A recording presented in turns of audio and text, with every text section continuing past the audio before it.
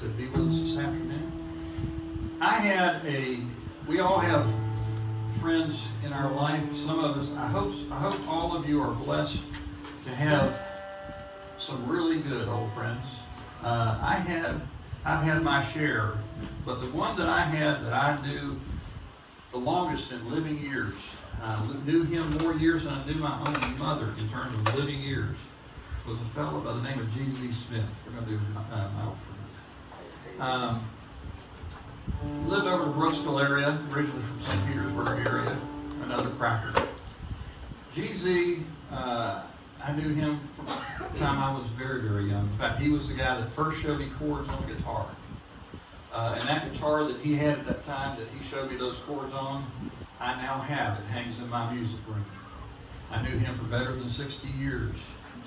Just 2 summers ago, GZ had been fighting a form of cancer for a couple of years and fought it hard, but it caught up to him.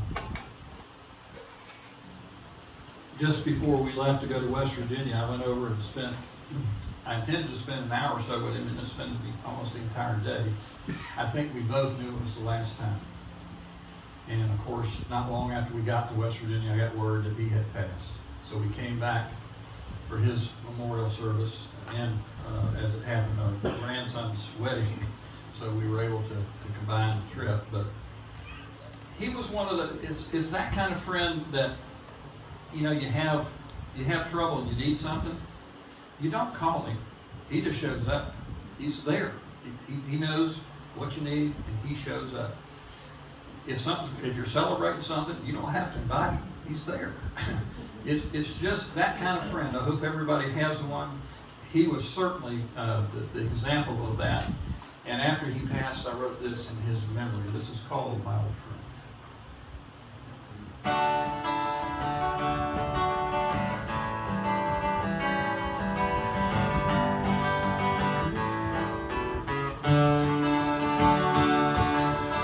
I recall the times we laughed when clearly we should not. I recall the lies we told any time that we got caught. I recall mistakes we made that we never made again. Lord, I hate to say goodbye, my old